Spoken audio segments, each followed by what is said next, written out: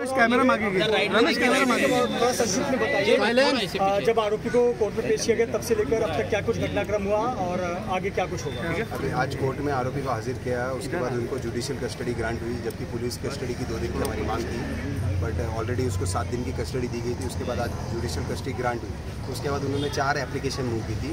एक एप्लीकेशन थी home food के लिए, एक एप्लीकेशन थी एडवोकेट और उनकी फैमिली मेम्बर को स्पेशल मुलाकात के लिए, तीसरी एप्लीकेशन थी उनको एडिक्वेट सिक्योरिटी चाहिए थी उनको जेल के अंदर, और चौथी एक एप्लीकेशन उन्होंने मूव की थी कि उनके हेयर को प्रिजर्व किया जाए जब वो जेल जाए तो वो काटे नहीं जाए, because as per jail manual और जेलर के रूल्स के हिसाब से जब भी कोई आरोपी जेल में हाजिर होता है तो उसके बाल काटे जाते हैं। तो उन चारों की हियरिंग होते हुए आज कोर्ट ने चारों एप्लीकेशन पर निर्णय देते हुए ये दिया है कि 2 एप्लीकेशन जो है उनके ऊपर 2 तारीख को सुनवाई रखी है।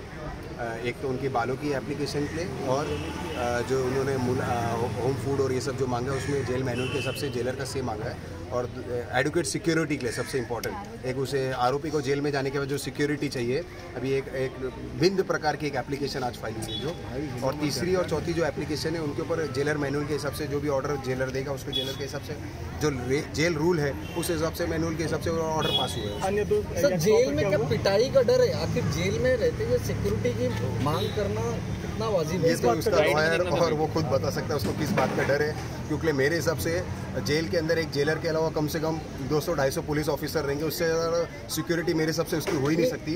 तो उसको एक स्टेट सिक्योरिटी के दी गई है, Z+ से बड़ी सिक्योरिटी है मेरे हिसाब से, तो ये जेल में उसको जितना दिन हो सके रह सकता है। नहीं, इस पूरे मामले को आप लोग लव जिहाद से जो कहीं ना कहीं आरोप लगा रहे हैं जोड़कर, सवाल यह है कि क्या इस बात का डर है कि जेल में जो है उसकी पिटाई हो सकती है? मेरे हिसाब से अगर आप अपनी रिकॉर्डिंग से लेके सब कुछ हाजिर करेंगे तो पहला दिन था जब इनके वकील ने बाहर आके कहा था कि हमको डर है कि हमारा आफ्ताब और सरदा जैसा हाल ना हो, इसलिए हमने ब्रेकअप किया।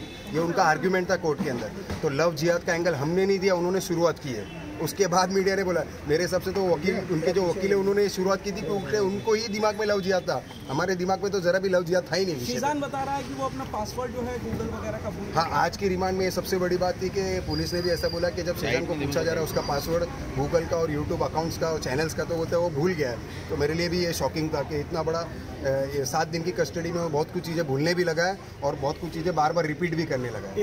एक जो याचिका बाल वाली है, आपको आने लगता कि एक्टर को अपने करियर और इसकी ज़्यादा चिंता है बतौर की? नहीं, मेरे हिसाब से करियर से भी ज़्यादा उसके लिए उसकी को स्टार की मौत का गम नहीं है। ये समझ में आता है जब उसने ये अर्जी डाल दी है। मेरे हिसाब से जैसे तुनिशा की फैमिली में उसकी मदर है, उसके कज़िन मामा है, जो लोग इस पीछे लगे हुए हैं कि इसकी सच्चाई को बाहर निकाले हम, जिसके लिए मेहनत भी कर रहे हैं। आज जैसे आपको सबको पता है तुनिशा की माँ को रिचुअल्स करने के लिए 5 तारीख को चंडीगढ़ पहुँचना, तो आज वो चंडीगढ़ भी निकल जाएगी। तो इसकी बात की सारी प्रोसीडिंग्स की जिम्मेदारी पवन शर्मा को दी गई है उनकी मां द्वारा। पावर ऑफ अटर्नी भी साइन हुई है ताकि वो नहीं इधर मौजूद रहे, तो उनके कज़िन मामा जो है उसकी सारी जानकारी और सारी एप्लीकेशंस पे साइन से लेकर सब कुछ करने का पावर उनके मामा को दिया गया है। ये उसी के कारण दिया गया क्योंकि जब उनकी माँ को ऐसा लगे कि कोई तो उधर हो जो उसकी बेटी का ख्याल रखे, जो उसकी बेटी के केस की ध्यान दे।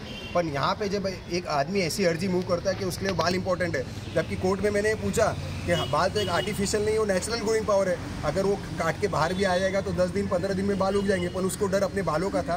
तो ये सिद्ध होता है कि उसके लिए तनिषा पहले भी इम्पोर्टेंट नहीं थी और ना ही आ जाएगा। लेकिन एक नीचे उतार के बात करो, बीच में देखिए सर, बीच में देखिए। शादी की बात चल रही थी, शादी करना चाहते थे दोनों, इस वजह का एक दूसरे से इमोशनल अटैचमेंट था। लेकिन आज तुनिशा नहीं है तो तुनिशा के इमोशन की भी कदर नहीं है, बाल की ज़्यादा फिक्र। इसको किस नज़रिए से देखते हैं? सर राइट में देखिए। पहले उसका बयान बदलना, फिर जीमेल की पासवर्ड नहीं बताना, और बालों की बात इसी से पता चला है उसकी नेगलिजेंस तुनिशा के लिए किस हद तक थी। फ्रेम में मुझे नहीं लगता वो कभी उसके लिए सीरियस रहा होगा। वो ज़्यादा सीरियस थी, उसकी फैमिली में इन्वॉल्व थी, तो इसीलिए हमारा शक और ज़्यादा बढ़ जाता है कि उसके साथ कुछ तो गलत हुआ है, क्योंकि वो लड़का सुसाइड नहीं कर सकता। क्या पुलिस से आप लोग इस पूरे मामले में बातचीत करें कि अगर यहाँ से पीसी नहीं मिली तो पुलिस कस्टडी, तो अपर कोर्ट में जाकर पुलिस कम से कम कस्टडी की मांग करे? मैं से कहना चाहता हूँ कि जैसा भी है तुनिशा को इंसाफ मिलना चाहिए। जैसे मैं उनकी मदर, मैं उनका कोई सगा मामा नहीं हूँ। मैं तुनिशा की मम्मी ने मुझे राखी बांधी है पिछले 10 सालों से। जब मैं उनके साथ खड़ा हूँ, कुछ ना होते हुए भी तुनिशा मुझे मामा बोलती थी। मैं चाहता हूँ कि जैसे मैं उनके साथ खड़ा हूँ, आप लोग भी साथ खड़े रहें और जब तक तुनिशा को इंसाफ ना मिल जाए उसका साथ दें। थैंक यू भाई, यहीं पे जगह बना के पीछे करके पीछे